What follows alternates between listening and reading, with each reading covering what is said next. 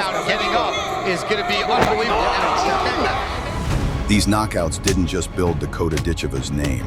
Right hand. Oh, big one. Dakota Ditcheva, right hand and a hammer fist. They made legends call her Merciless. They're looking out of her element here. She's hurt to the body. That's it. The end of the fight. Rich Mitchell waves it off the knee. From folding contenders Spits it to think. And another. And a knee. Straight across. And another elbow. to dismantling world-class veterans. There it is.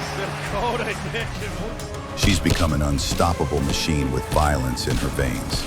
Oh my goodness, this could be it. She needs to do something. Dakota Ditcheva with the finish yet again. Get ready for the strike that froze the MMA world and crowned Dakota Ditcheva the most dangerous striker of her era. Spinning elbow. Dakota Ditcheva's professional journey began on April 10th, 2021 at Cage Steel 25. Oh, spinning elbow. Oh, wow. Where she emphatically dismantled Jenny Line. But this was only the start, because 5 months later, Dakota returned to prove her brutality wasn't a debut surprise. It was her identity. Stayed in the amateurs for a while. Yeah, nice kick catch and a lovely sweep.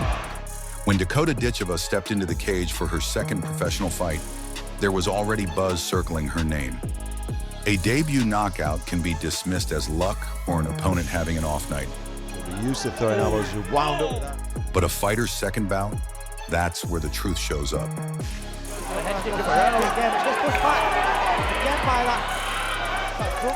And on that night against Kerry Isom, Dakota walked in with the demeanor of someone ready to confirm every fear her division was whispering about. Kerry was making her professional debut, but she wasn't inexperienced.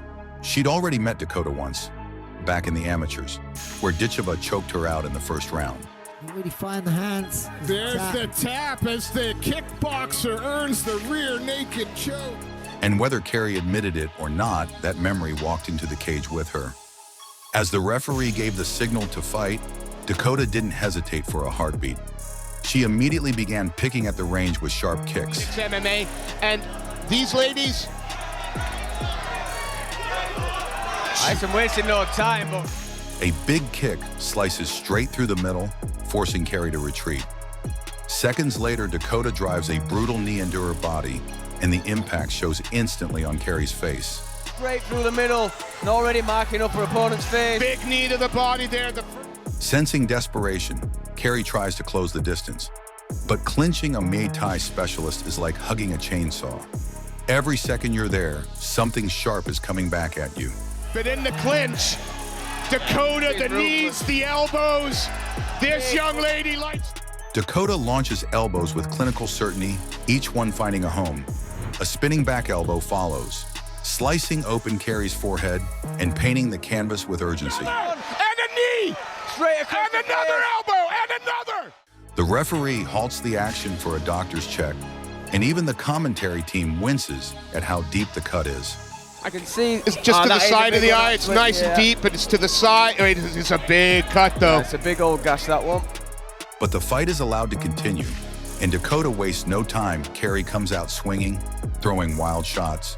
But Dakota answers with another knee that folds Kerry's stance. She's swinging hard and swinging angry now because she needs... Oh, big knee! And another! Middle. She traps her on the fence, piling on pressure. Forcing the... Downward elbow. Gotta be careful if the 12-6. Then Dakota decides to end it definitively, a smooth transition to mount. Gotta be careful. She turned her back. Nice She got fake another into that knee from the body. Kerry collapses under the storm. The verdict is clear. Dakota Ditcheva isn't a hype train. Kerry really needs to improve her position. Nah, referee's seen enough that Dakota Ditcheva moves to 2-0, but Kerry Isom. She's an incoming problem, and that rising danger only intensified, ready to unleash another ruthless finish and attract eyes far beyond Britain. By the time Dakota Ditcheva walked into UK Fighting Championship 17, she had dominated 2 fights with first-round finishes, as we already know. A run that had marked her as a rising force. But scouts and analysts still wanted the answer to one question. Could she keep doing this when opponents came prepared? Patricia Borges came in with the intention to slow Dakota down. But the moment the fight began, Dakota made the cage feel smaller. She strides straight to the center, claiming territory like a fighter who already knows where the knockout will happen. It's almost impossible to get her fights. That's why they're flying in opponents from around the world. Borges backs up immediately, not from fear, but from instinct, and Dakota starts cutting off angles with precise footwork. He's not exactly a cute fighter. Every step forward carries a threat. The pressure builds so quickly that Patricia barely has space to breathe. Then Dakota traps her. One mistake, backing up onto the fence, and the countdown begins. Dakota Ditcheva both were pro fighters. Her mum was a world champion, I believe. She's got a very similar style, and when you see... Dakota rifles in a right hand that detonates on her jaw and drops her instantly. Patricia goes down hard, trying to cover up. If you've pulled, it's a line that's going to work. I think again. No good. But Dakota is already following with hammer fists. Oh, You could see Borges there trying to... Each shot demanding a stoppage. The referee sees the urgency and dives in, waving off the fight just seconds after the knockout. Dakota Ditcheva with the finish yet again. The crowd erupts, and Patricia lies stunned as Dakota rises with calm certainty. And that finish is the moment international promotions started circling her name on their scouting boards. Her next challenge would take her far from home, where a veteran striker would test whether Dakota's dominance could survive outside her comfort zone. When Dakota Ditcheva landed in Canada for her first international bout, she walked in like someone who left her nerves back at the airport. Nothing like the usual rising fighters who show up treating it like some big exam. Across from her stood Simone da Silva, a seasoned veteran who had seen every style. If anyone could slow momentum, it was Simone. But Dakota wasn't there to be slowed. She was there to prove her violence travels. From the opening seconds, Dakota's approach looked different. She used the cage like a familiar playground, controlling distance with stabbing kicks and stance switches that kept Simone reaching for answers. very quickly caught that catch. Every time Simone tried to push forward, Dakota slid back just enough to make her miss, then punished her with clean counters that echoed off the canvas. Simone tried to turn the fight into a gritty exchange, hoping experience would win out. But Dakota simply refused to let her rhythm be broken. She kept the center. Oh, wow. By the end of round one, Simone's reactions had slowed, and the accumulated damage was beginning to show. Feet off the fence there. Trying to get out of it. You can't take anything away from Simone. Then came round two, where Dakota's evolution became obvious. She walked Simone down, slowly tightening the noose with each exchange. A sharp combination lands. Another right hand follows. Simone backs up. Shelling Dakota stays composed, finds the opening, and unleashes a flurry that forces the referee to step. There it is. Dakota Ditcheva. On foreign soil, Dakota proved her violence wasn't location-based, it was built in. But her next fight would showcase something far more brutal. A body shot so merciless it made the entire division rethink their defenses. Coming off a dominant international win, Dakota Ditcheva returned to the cage with a reputation that was no longer rising. It was circling the globe. Fans expected another striking clinic, and opponents expected violence. But against Hasna Gabber, Dakota unveiled something different. A weapon she had only teased before, a ruthless, rib-crushing knee that would become her signature. Gabber started the fight with punches to prove what she said in interviews is going to true. But within seconds, Dakota establishes range, using her front kicks like a fencer uses a blade. Precise, sharp, and controlling the entire tempo. Ditcheva utilizing that long range with her kicks, keeping her on the outside. And then the first major crack appears. Dakota fires a push kick into Gabber's midsection that sends her collapsing backward to the canvas. When she gets up, Dakota clips her with a right hand, sending her stumbling again. Right there from Dakota. Push kick drops, has the Jabber, and then the right hand after it. Gabber tries to initiate a clinch, hoping to slow the storm. But for Dakota, the clinch isn't a pause. It's her hunting ground. She pops an elbow across the guard, creating space, and instantly slides her hands behind Gabber's head. In that split second, the entire crowd feels the moment tighten like a drum. Dakota drives a brutal knee into the body. Gabber freezes, then folds, her hands instinctively clutching her ribs. She signals to the referee, and Rich Mitchell doesn't hesitate. He waves it off.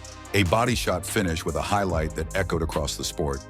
But the MMA world hadn't seen anything yet, because her next knockout wouldn't just earn respect, it would earn her a new name.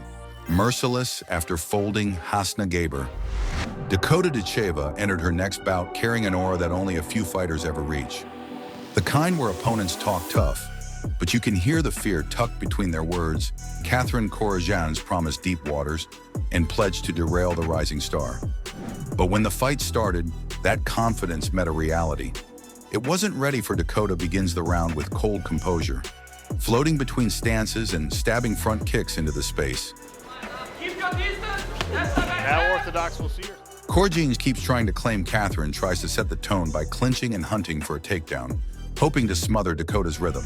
Featured a lot of clinch work so far, all out from distance. Right hand. Instead, Dakota flips the script, locking in the Thai clinch and ripping short, sharp knees into the body. And shots upstairs with her punches. Each strike chips away at Catherine's posture, forcing her to abandon the takedown and reassess. But Dakota doesn't let her reset. She switches levels, surprises Catherine with her own takedown, Started that takedown and put this fight on the ground. Hammer fist here. and hammers in calculated shots from top position. Catherine escapes to her feet, shaking her head like she's fine. But the strain is already visible. Her guard sits a little wider, and Dakota feels it. Then the moment. Randy, and not only do those front kicks to the body hurt and take. Catherine catches one of Dakota's kicks and steps forward, trying to drag the fight downward. It's a classic sequence. Very good kick. In and out, in and out. Who's the kick? Who's the kick? The kind fighters drill endlessly. But what Dakota does next isn't from a drill. It's instinct sharpened into a weapon. Swing from Ditcheva to pummel in. Yeah, great job with the balance. With her balance compromised, Dakota launches a right hand so sudden, the time seems to jerk sideways. The punch detonates off Catherine's jaw. She falls instantly, folding like someone hit a power switch. Dakota follows with hammer fists, forcing the referee to dive between them. At that moment, the MMA world explodes. And as that knockout circled the globe, Dakota shifted gears again, ready to silence anyone who still believed she was just a striker. That sentence had followed Dakota from her early amateur days, clinging to her like static. But in her matchup against Sweden's Malin Hermansson, she didn't just erase that criticism, she torched it. The fight begins with Dakota doing what she does best, taking command of the space like the canvas belongs to her. She fires a hard low kick that smacks against Hermansson's leg and immediately forces her to adjust stance. Inside low kick there from Dakota.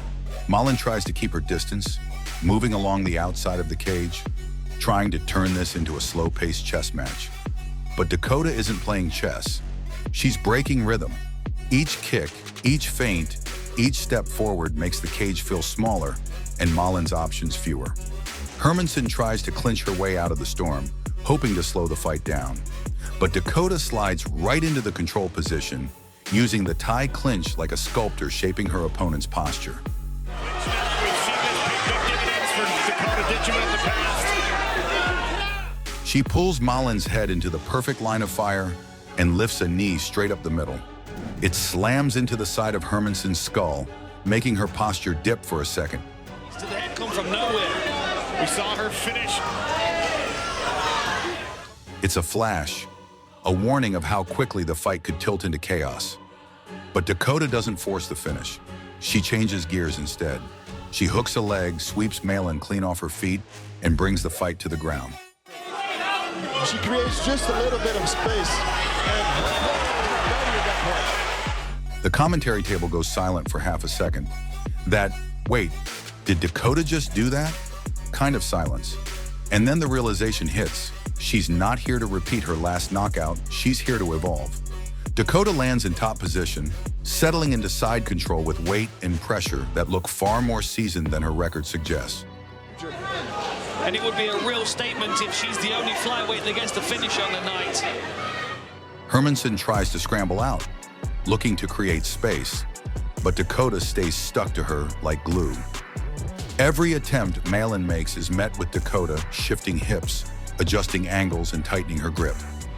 If Dakota gets her hips too high here, she could be susceptible to being rolled. Then comes the moment critics never expected. As Hermansson rolls, Dakota slips one leg over, takes the back in a smooth transition, and traps Malin's arm with surgical precision. Suddenly, Malin isn't defending with both hands. She's trapped, exposed, and spiraling toward a finish she didn't see coming. Dakota sinks in the rear naked choke. Hermansson tries to peel the grip, but can't. The pressure mounts. The arena erupts.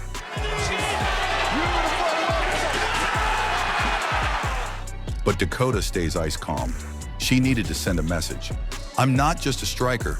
I'm coming for everything. After silencing the just a striker crowd, Dakota Ditcheva stepped into her next challenge carrying a new kind of pressure. Not fame, but expectation. Everyone now knew she could strike. But what nobody had seen yet was whether Dakota could endure a relentless grinder, a fighter who doesn't break. The test came in the form of Cornelia Connie Future Holm, a seasoned grappler who specialized in draining fighters with suffocating clinch pressure.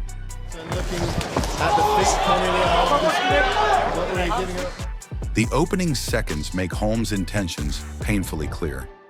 She shoots for a takedown almost immediately, grabbing Dakota's leg and forcing her against the fence. The commentary table notes it instantly. Holm wants a war of attrition, not a striking showcase. Paying its dividends early for Dakota Ditcheva. Back to her feet, but Cornelia Holm pressed. And for the next few minutes, that's exactly what she delivers. Holm presses Dakota against the cage, grinding shoulder pressure, pulling at legs, switching levels, looking for any crack in Dakota's balance. This is Holm's world. Experience inside of our smart cage or anywhere else. Both fighters here. Ugly, exhausting, and calculated. But Dakota doesn't break. She digs for underhooks. She fires knees into the body whenever Holm leaves an inch of space. And even though the round is spent mostly in the clinch, Dakota's composure never wavers. Holm may be controlling the cage, but Dakota is controlling her reactions. Round 2 begins, and everything tilts. Dakota catches Holm early with a sharp right hand that lands flush. Dakota. Pressure on the feet now from Ditcheva. Snapping Holm's head backward. Holm pushes forward anyway, her game plan unchanged. On takedown defense. Oh, what a right hand that was. But something in her footwork betrays her. She's slowing. Dakota stays patient, slicing the air with stiff jabs and teep kicks that keep Holm guessing. Holm keeps reaching for legs. And in one of those entries, Dakota wraps her neck and almost secures a guillotine, forcing Holm to bail out and scramble. Guillotine. She's got a guillotine here. That looks tight. It's very tight. The Swedish veteran is still pushing, still clinging, still trying to drag Dakota into deep waters. But Dakota is swimming just fine. By round 3, Holm's gas tank is visibly evaporating Dakota's senses. She starts picking her shots with surgical confidence. A leg kick, a jab, another teep. Holm tries one last takedown attempt, but Dakota stuffs it and circles out effortlessly. And then comes the shot that ends the debate. Dakota steps forward, measures distance, and drives a straight left hand into Holm's body, a perfect liver shot. Holm's expression collapses instantly. The referee waves it off. Put away. The war is over. But something more important happened than just a TKO. Dakota proved she could survive pressure and return it twice as hard. Coming off a gritty war, Dakota Ditcheva stepped into her next matchup with a different kind of energy. And across the cage from her now stood Valentina Scatisi, an Irish hometown favorite, who walked into the arena with the roar of a crowd lifting her confidence sky high. For a moment, the arena felt like it belonged to Scatisi, but Dakota has a way of changing atmospheres. The moment the fight begins, Scatisi charges forward with reckless heat, eager to impose herself before Dakota can settle into rhythm. She forces the clinch instantly, trying to bully Dakota against the fence. The Irish crowd erupts, sensing momentum. But Dakota doesn't flinch. Nasty to the body. Nasty knee. She's absolutely devastating in these tight. Her hands clasp behind Valentina's head with that textbook Muay Thai grip, and suddenly the tide shifts beneath Skatizi's feet. Now Skatizi in on the entrance here, trying to get this. Dakota pulls her into the pocket and fires a knee straight up the center. The sound alone is enough to make the commentary table pause mid-sentence. Another knee, and another. Every strike lands with the thud of a tree trunk being chopped. Skatizi's aggression dissolves instantly. Her arms drop to a survival position. Dakota's clinch becomes a nightmare. Violent, unrelenting, and painfully precise. Beautiful. And that'll drain the gas tank as well. She switches between body shots, palm strikes, and spear-like knees that slam into ribs and face. The swelling under Valentina's left eye blooms like a bruise and fast forward within minutes. Devastating. Look at the left eye of Valentina Skatizi. The skin balloons, threatening to close the eye entirely. The commentary team can't hide their concern. They keep circling back to the damage, the compromised vision, the mounting danger. Skatizi tries to disengage, but Dakota clamps down again. There's no escape. By the end of the round, Valentina looks like she's aged a decade. Her corner wipes blood, checks her eye, and tries to rally her spirit. The crowd falls silent. Right hand there from Dakota Ditcheva. The hometown dream collapses. Dakota Ditcheva just dismantled their fighter with pure, ruthless technique and did it without a single moment of panic. But Dakota wasn't done crossing borders, because her next fight took her to America, where she was about to introduce a whole new audience to the meaning of dangerous Ditcheva. The moment she entered the smart cage against Lisa Malden, fans who had only seen clips of her European dominance finally witnessed why her reputation carried weight across oceans. From the opening exchange, Dakota treated distance like a weapon, slamming calf kicks into Malden's lead leg until swelling rose instantly.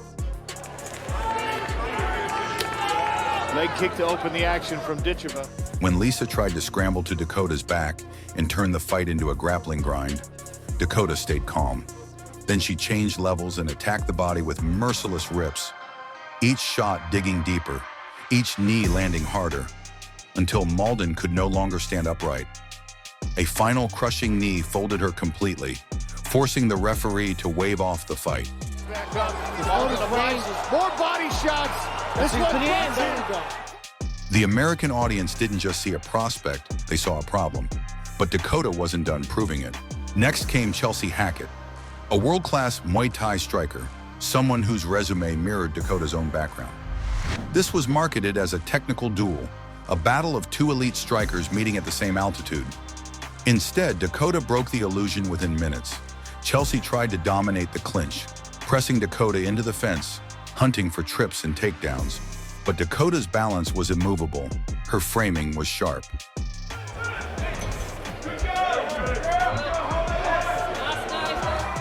A scramble opened a small window, and Dakota seized it instantly, switching levels and dragging Hackett to the canvas. Once there, she turned icy. Control, posture, ground and pound. Punches and elbows rained down until the referee intervened. Another first-round finish.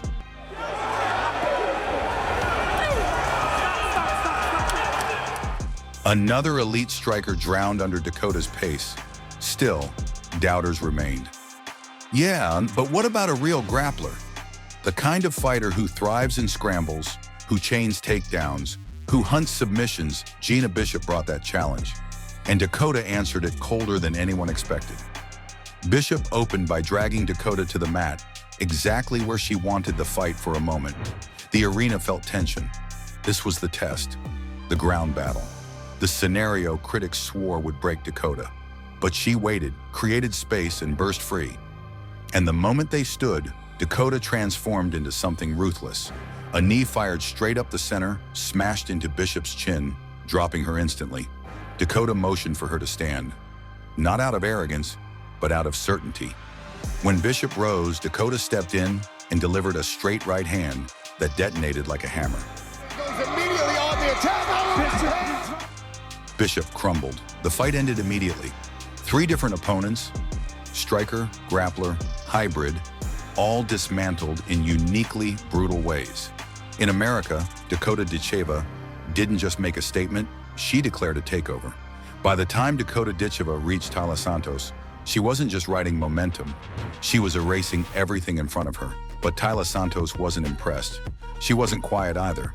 In interviews, she questioned Dakota's resume, mocked her opposition, and brushed off the undefeated phenom as overhyped. For Dakota, this wasn't just another fight. This was a message she needed to deliver in person, under bright lights, in front of the world. When the championship bell rang, Dakota didn't come out reckless. She came out razor-focused. Taila, with her UFC pedigree and near victory over Valentina Shevchenko, tried immediately to crash the distance. She wanted Dakota on the fence, pressed, smothered, frustrated. But Dakota's footwork flowed like water, gliding around Taila's entries, snapping kicks into her leg and ribs. Every exchange was Dakota saying, "You wanted this, now feel it." Then Dakota lands her first clean right hand. Taila's expression shifts. Already got fighting on the feints. The commentary table hears it. The crowd feels it. This isn't the rookie she dismissed. Santos pushes harder, locking her arms in double underhooks to force a takedown. But Dakota's takedown defense is unshakable. She breaks the clinch and punishes Taila with a slicing elbow that opens the doorway to the finish. Now has an opportunity with these double underhooks to get Dakota Ditcheva to the ground. Nice job by Ditch. From that moment, the fight becomes personal. Dakota stalks her like a lion, cutting off escape routes. A push kick to the face sends Santos stumbling backward. The kind of strike that drains both stamina and hope. Dakota steps into the clinch. And again, she's got Santos biting on those feints really well. And what she does next isn't just technical, it's merciless. She unloads knees into the body one after another, each one landing like a sledgehammer. Taila folds, tries to circle out, but there is no escape. Dakota traps her, lifts another brutal knee skyward, and drives it into the ribs. There's that knee up the middle. That one hurts on the side. Santos breaks. The referee rushes in, waving the fight off before Dakota can deliver the final blow. It's over. Dakota Ditcheva defeats a former UFC title challenger, wins the PFL World Championship, and becomes the first British woman to win a major MMA title. But more importantly, she settles the score. Santos talked, Dakota answered, not with word, but with a finish so violent, and as the replays looped worldwide, the knees, the domination. Fans and analysts agreed on one final truth. This wasn't just a title win. This was the KO of the decade. That's a wrap. Hit like, comment your take, share the video, and subscribe so you stay locked in for what's coming next.